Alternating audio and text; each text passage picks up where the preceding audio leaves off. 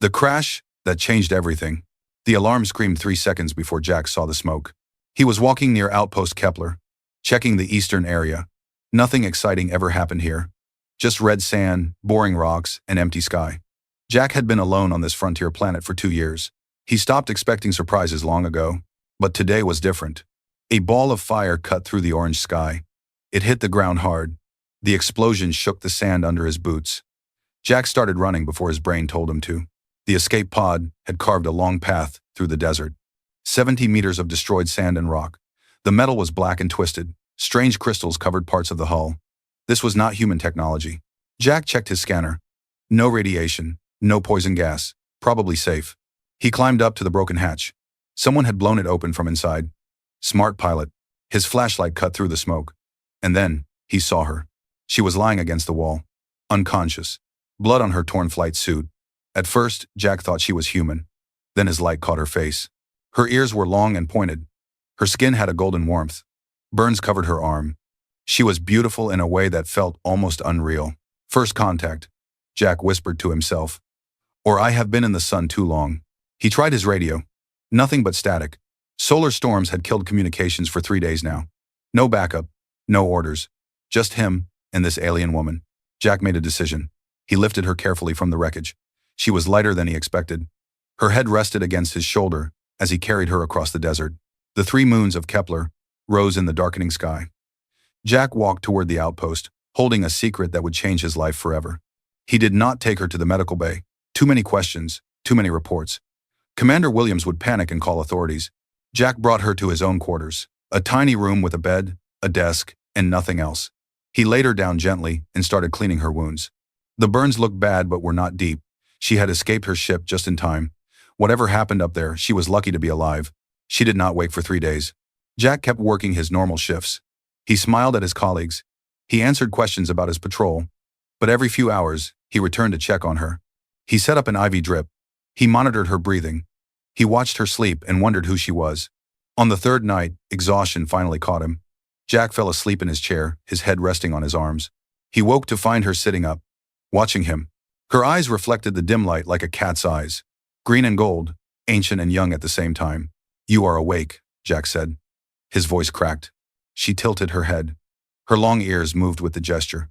When she spoke, her voice was rough but clear. Where am I, and why does everything smell like recycled air and sadness? Jack laughed. He could not help it.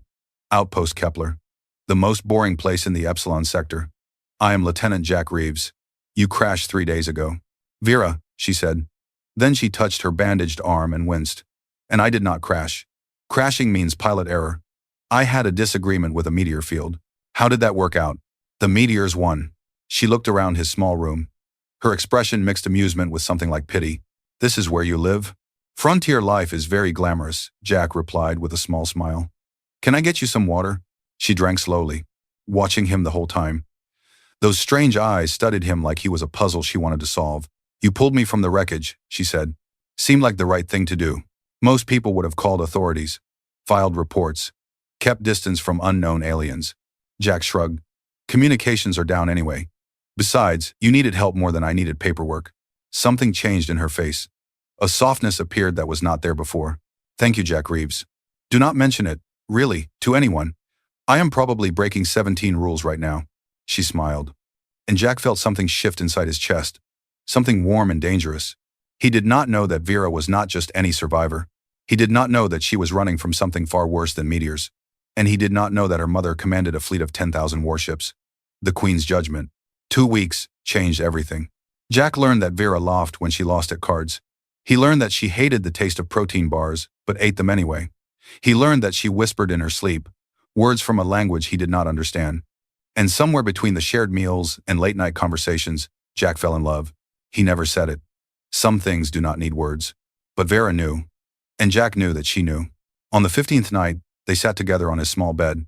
Vera was dealing cards for their usual game. Suddenly, her hands stopped moving. Her eyes went wide. They found me, she whispered. Jack felt cold spread through his chest. Your people? Not my people. Her voice shook. My mother. Before Jack could ask more, the ground trembled. A deep hum filled the air. Through his tiny window, Jack saw the sky turn bright with lights. Hundreds of lights. Thousands. Ships. Massive warships descending through the clouds like angry gods. Jack. Vera grabbed his hand. Her fingers were ice cold. There is something I never told you. Tell me now. My mother is Queen Vexari. She rules the Vexari Empire. 17 star systems. 10,000 warships. Billions of soldiers. Tears formed in her eyes. And I am her only daughter. Her only heir. Jack's mind went blank. The woman he loved was not just an alien survivor. She was a princess. The princess of an empire that could crush humanity like an insect. Why did you run? He asked. She arranged my marriage. To Warlord Kragan of the Zorath Dominion. A monster who burns planets for pleasure. Vera's voice broke. I would rather die in a meteor field than become his property. The outpost shook again. Louder this time. Closer. Jack, you need to run. Hide. Tell them you never saw me. My mother will destroy anyone connected to my disappearance. Jack looked at her. At the fear in her beautiful eyes. At the woman who had made his lonely existence feel like home. No, he said simply. You do not understand. She will kill you. Then she kills me. Jack squeezed her hand. I am not leaving you. The queen arrived at dawn. She did not walk. She descended. A pillar of light carried her from her flagship to the outpost's central courtyard. 20 royal guards surrounded her, each one twice Jack's size, covered in black armor that seemed to eat the light. Queen Vexari was tall, taller than any human.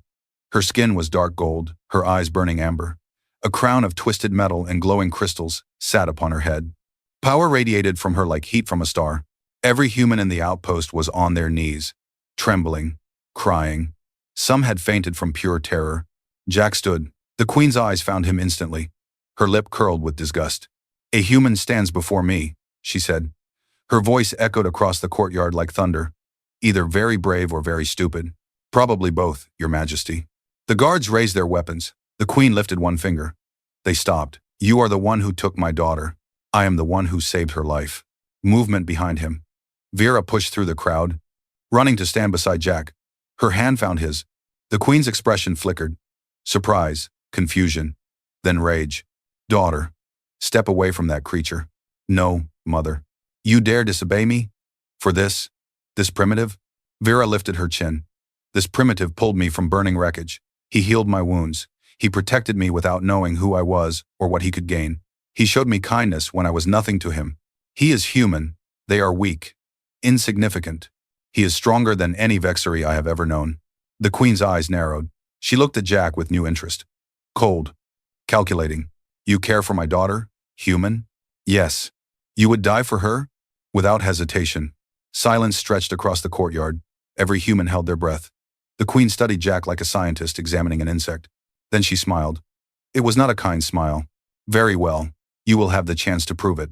She raised her hand. The sky darkened. Something massive moved behind the clouds, something alive. The Vexari have a tradition. When an outsider claims the heart of royal blood, they must face the trial of worth. The queen's smile grew wider. You will be hunted by a shadow beast, the same creature that guards our imperial palace. If you survive until dawn, I will hear your case. Jack's throat went dry. And if I die? The queen gestured toward the terrified humans around them. Your entire species pays the price for your arrogance. Vera screamed. Mother, no. This is madness. This is law, daughter. Ancient law. The queen turned her burning eyes back to Jack. You have 1 hour to prepare, human. Then the hunt begins. She vanished in a pillar of light. Above them, something roared. A sound that shook bones and stopped hearts. The clouds parted for just a moment.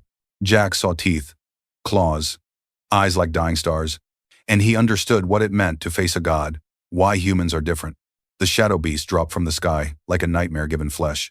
Jack had 1 hour to prepare. He spent it studying the creature through his scanner, learning its movements, finding its patterns. The beast was massive, 30 feet of muscle, shadow, and hunger. Its skin absorbed light, its claws could cut through starship metal.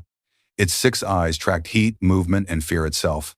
No one had ever survived a shadow beast hunt. Not in 3,000 years of Vexari history. Jack was not planning to be the first survivor.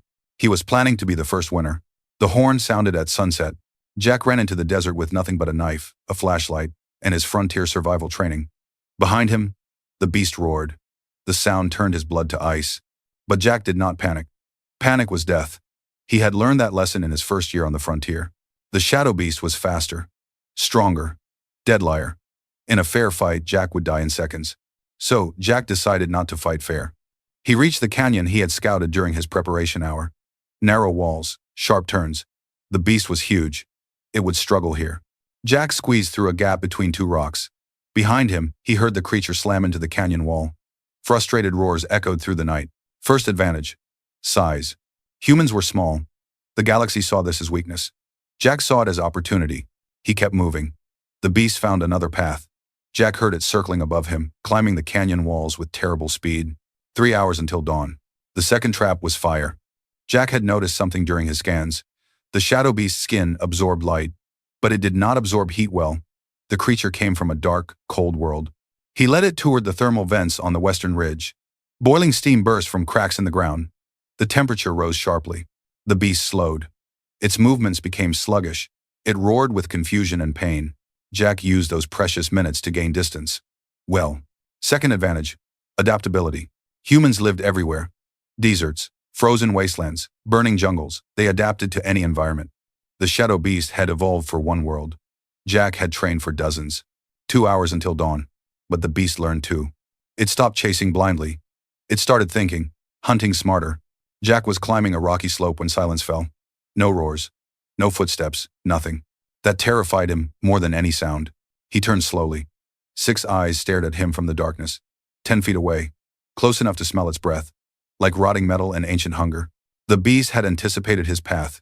It had circled around. Cut him off. Jack's heart pounded. His knife felt like a toy in his hand.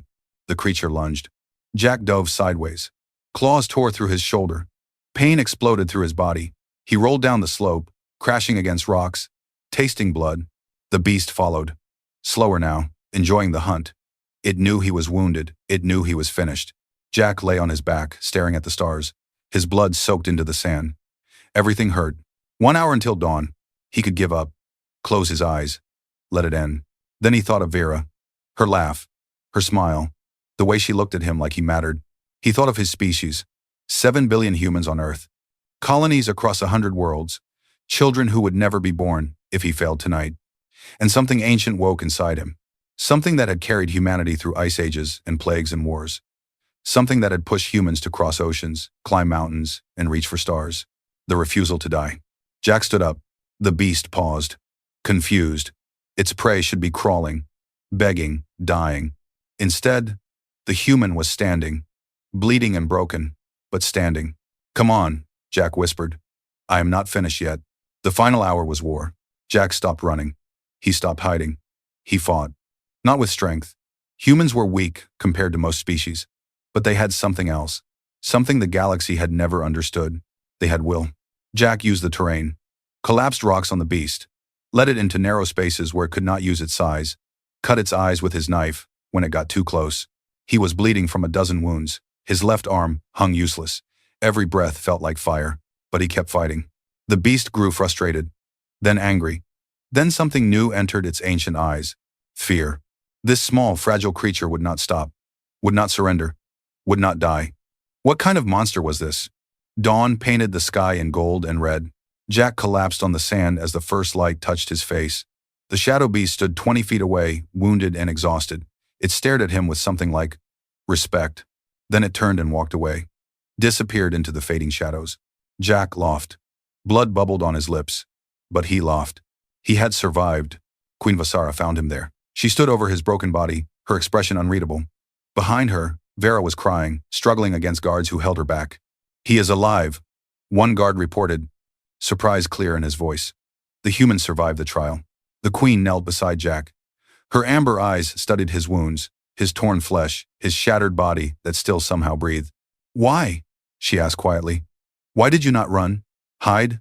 Save yourself? Jack coughed. Speaking hurt. Everything hurt. Because some things matter more than survival. What things? Love, honor, protecting the people who need us. Jack met her eyes. That is what humans are. We are small. We are weak. We live short lives, but we love fiercely. And we never stop fighting for what we love. Silence.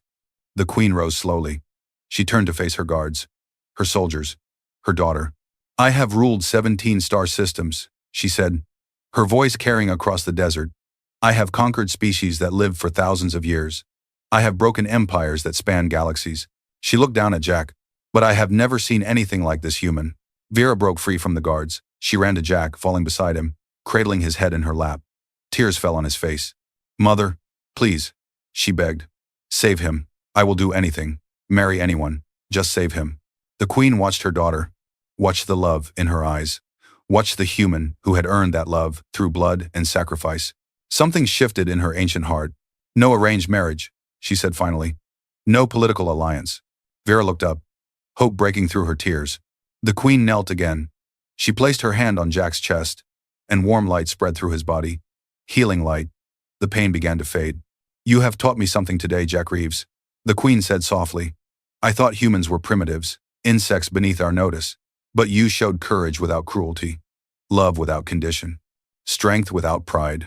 She took Vera's hand and placed it in Jack's. My daughter chose better than any arrangement I could have made.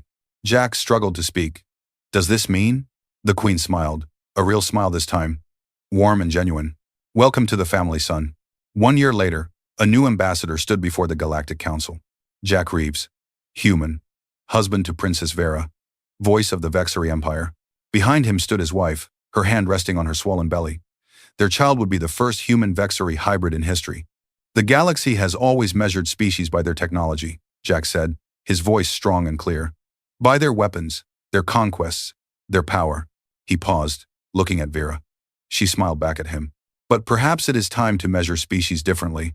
By their compassion, their courage, their capacity to love. Queen Vexari watched from her throne, pride glowing in her eyes.